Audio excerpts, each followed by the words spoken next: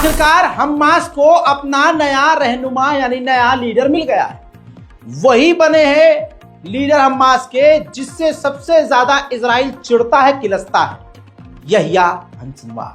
जी हाँ मेरे दोस्तों, इस्माइल हानिया के बाद यहिया सिनवार बने हैं। इससे पहले यहिया सिनवार को खालिद मशाल पर ऑब्जेक्शन था। पहला नाम खालिद मशाल का था और कल ही यहिया सिनवार ने कहा कि मुझे यह कबूल नहीं है, ऐसा इंसान लीडर होना चाहिए जो ईरान के अंडर रहे और ईरान के करीब रहे। ऐसे में सभी ने मिलकर साथ दिया और आखिरकार खुद ही यहिया सिनवार अब हमास के लीडर बन गए हैं। एक अकेला इंसान अपने काम और अपने टैलेंट का फायदा उठाए तो बड़ा बड़ा काम हो सकता है। कल हिरोशिमा के कत्लेआम का दिन था, जिस दिन अमेरिका ने हिरोशिमा पर परमाणु दागा था। तो हिरोशिमा के गवर्नर उस खौफनाक दिन को याद करते हुए स्पीच दे रहे थे और स्पीच देते देते उन्होंने बोला कि आज भी ऐसे बहुत से देश हैं जो आम लोगों का नरसंहार कर रहे हैं, जनता को मार रहे हैं। जब वो ये बोल रहे थे, इसी दौरान वो जो कैमरामैन था सरकारी, उसने जैसे नरसंहार की बात हुई तो कैमरा घुमा दिया सीधा इजराइल के एम्बेसडर की तरफ और काफी देर तक उनके चेहरे पर रखा जब तक नरसंहार की बात हुई। यह आदा मुझे बहुत पसंद आई। दुनिया भर में बहुत जबरदस्त तरीके से इसको पसंद किया जा रहा है और बड़ी बुरी तरह से एक कैमरामैन ने कैमरे के पीछे से ही इजराइल को रोस्ट कर दिया है। 当時の争いの生々しさを物語る多くの殺傷痕を目の当たりにし、必ずしも平穏ではなかった当時の暮らしに思いを巡らせました。翻って現在も世界中で戦争は続いています。強い者が勝つ、弱い者は踏みにじられる。現代では矢尻や刀ではなく、男も女も子供も老人も銃弾で撃ち抜かれ、あるいはミサイルで粉々にされる。国連が作ってきた世界の秩序の守護者たるべき大国が公然と国際法違反の侵攻や力による現状変更を試みる。それが弥生の過去から続いている現実です。उधर पूरी तरह से तुर्की इस्माइल हानिया के सपोर्ट में है। तुर्की की दीवारों पे इस्माइल हानिया के फोटो लगे हैं और इस्माइल हानिया के लिए पूरी तरह से तुर्की की गवर्नमेंट सोशल मीडिया से लड़ रही है। उधर इजिप्ट ने इजराइल के झूठ को नकारते हुए कह दिया कि फिलाडेल्फी कॉरिडोर पर कोई भी टनल नहीं है, इजराइल झूठ बोल रहा है। ऑस्ट्रिया की राजधानी वियना में गाजा के लिए प्रदर्शन हो रहे हैं।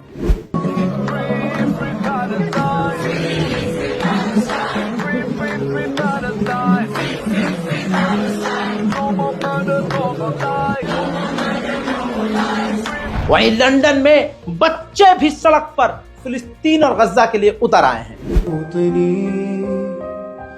الجلال والجمال والسناء والبهاء في رباء والحياة والنجاة والهناء والرجاء في आखिरकार मेटा झुक गया है मलेशिया के आगे। मलेशिया के प्रधानमंत्री से फेसबुक ने माफी मांगी है क्योंकि फेसबुक ने इस्माइल हानिया की शहादत पर किए गए पोस्ट को डिलीट किया था। और मलेशिया पूरी दुनिया में सबसे ज्यादा मुस्लिम आबादी वाला देश है, जनसंख्या अच्छी खासी है, फेसबुक बहुत ज्यादा लोग यूज करते हैं। अगर मलेशिया की सरकार से माफी न मांगता फेसबुक और मलेशिया अपनी पर उतर कर बैन कर देता फेसबुक को, तो फेसबुक का तगड़ा नुकसान होता। दुनिया के तमाम देशों को सीखना चाहिए। इजराइल की ही ह्यूमन राइट ऑर्गेनाइजेशन, तवज्जो चाहूंगा, इजराइल की ही मानव आयोग जो संगठन है, उसने ये फोटो जारी करके पूरी रिपोर्ट लिखी है और बताया है कि इजराइल के डिटेंशन कैंप में फिलिस्तीनी कैदियों का बलात्कार हो रहा है और उनको टॉर्चर किया जा रहा है। उधर एक बार फिर से फिलिस्तीन अथॉरिटी के राष्ट्रपति महमूद अब्बास ने कह दिया है कि यह जो गाजा के अंदर जबरदस्ती इजराइल टिका हुआ है, ये बर्दाश्त नहीं किया जाएगा और इस जंग के बाद फिलिस्तीन अथॉरिटी गाजा को चलाएगा। उन्होंने साथ में यह भी कहा कि इस्माइल हानिया को जो कत्ल किया है उसके पीछे इजराइल का मकसद यह है कि इस जंग को बस लंबा किया जाए। हजरात, 7 अक्टूबर से अब तक इजराइल की जेल में 60 से ज्यादा फिलिस्तीनी टॉर्चर कर कर के मार दिए गए हैं। उधर मेरे दोस्तों, तालिबान के शहर अफगानिस्तान में तालिबानी सरकार के समर्थन में इस्माइल हानिया और गाजा के समर्थन में काबुल में प्रदर्शन हो रहा है।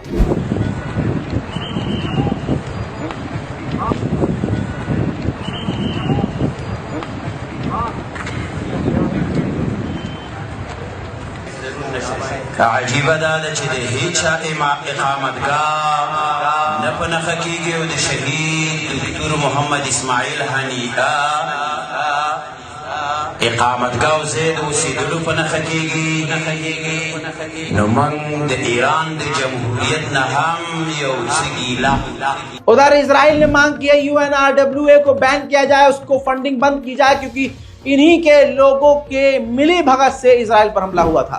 वहीं $270 मिलियन का हथियारों का ऑर्डर दिया है इजराइल ने अपने ही देश की इल्बित हथियार बनाने वाली कंपनी को कि आप आर्टिलरी, बंदूक की गोलियां, तोप, रॉकेट बनाएं।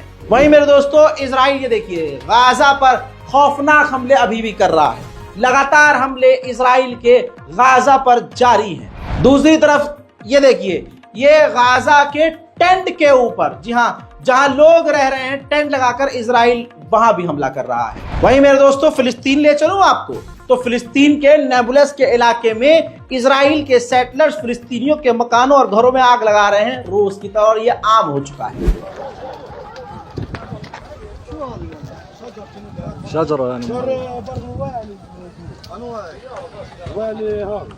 उधर गाजा के अंदर से भी, गज्जा अभी भी लड़ रहा है, हमास अभी भी एक्टिव है। गाजा के अंदर से इजराइल की तरफ रॉकेट आए हैं, जिसे इजराइल ने रोका है।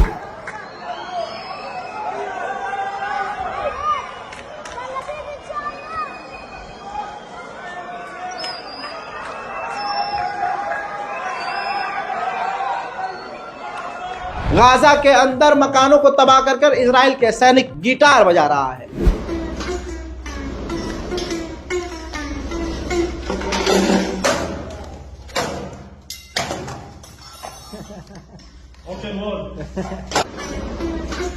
अमेरिका की सबसे बड़ी यूनिवर्सिटी हार्वर्ड यूनिवर्सिटी के ऊपर इजराइल ने, यहूदियों ने लॉ सूट फाइल कर दिया है, यानी केस दर्ज कर दिया है, क्योंकि हार्वर्ड यूनिवर्सिटी में फिलिस्तीन के समर्थन में इजराइल के खिलाफ प्रदर्शन हो रहे थे। जर्मनी के अंदर एक फिलिस्तीनी रैली में जर्मन ईरानियन लड़की ने, जिसकी उम्र 25 से 26 साल बताई गई है, उसने नारा लगा दिया, फ्रॉम रिवर टू सी फिलिस्तीन विल बी फ्री।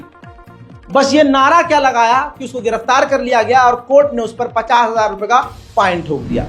वहीं मेरे दोस्तों, एक्सक्लूसिव तस्वीर है, देखिए इजराइल के फाइटर जेट बैरूत लेबनान के ऊपर इस तरह से हमले कर रहे हैं, बमबारी कर रहे हैं। वहीं बाइडेन ने कतर और इजिप्ट के लीडर से फोन पर बात करी है गाजा और इजराइल के जंग को खत्म करने के लिए। अमेरिका के अंदर जनता से पोल करवाया गया, वोट डलवाया गया, एक रिसर्च हुआ जिसमें यह साबित हुआ, रिजल्ट ये है कि अमेरिका की ज्यादातर आवाम ये नहीं चाहती, क्या ये नहीं चाहती कि इजराइल की मदद के लिए अमेरिका की सेना को उतार दिया जाए। उधर तुर्की के विदेश मंत्री ने कह दिया है कि जब तक फिलिस्तीन को स्टेट घोषित नहीं किया जाता तब तक इलाके में शांति नहीं आ सकती। उधर मेरे दोस्तों, इजराइल की मिलिट्री ने इंटरनेशनल क्रिमिनल कोर्ट को ही धमकी दी है कि नेतन्याहू के खिलाफ अरेस्ट वारंट जारी मत करना। ईरान के जो एम्बेसडर भारत में है, उन्होंने कहा कि इंडिया का इन्फ्लुएंस, इंडिया का इजराइल पर प्रभाव है अच्छा खासा, वो चाहे तो ये जंग बंद करवा सकता है। लो जी, दे दिया। अब फिर इनके वाले कहेंगे पापा ने जंग रुकवा दी। वहीं मेरे दोस्तों, तुर्की और मेटा बातचीत तो कर रहे थे लेकिन कोई रिजल्ट नहीं निकला। अभी भी तुर्की के अंदर फेसबुक और इंस्टाग्राम बैन है। मेरे दोस्तों, मीडिया रिपोर्ट से खुलासा हुआ है जंग के दौरान ही कब्र से गाजा के अंदर जमीन में दफन लाशों को, 2000 लाशों को इजराइल के सैनिक निकाल कर चुरा कर ले गए। मेरे दोस्तों, खुलासा यह हुआ है इस्माइल हानिया की मौत का कि मोसाद ने ईरान की ही IRGC के एक एजेंट को, गद्दार को खरीदा था और इस्माइल हानिया उस कमरे में जब गए, उससे 2 घंटे पहले ही वो IRGC का गद्दार ही बम लगाकर वहां से निकला था, ऐसा रिपोर्ट में कहा गया है। इस रिपोर्ट को जमकर शेयर कीजिए। इस बारकोड का गाजा और फिलिस्तीन की मदद के लिए इस्तेमाल कीजिए। अपनी राय कमेंट में लिखिए और दोनों हाथ बुलंद करके गाजा और फिलिस्तीन के लिए दुआ कीजिए। मैं हूं रजा और आप देख रहे थे रजाग्राफी। जय हिंद।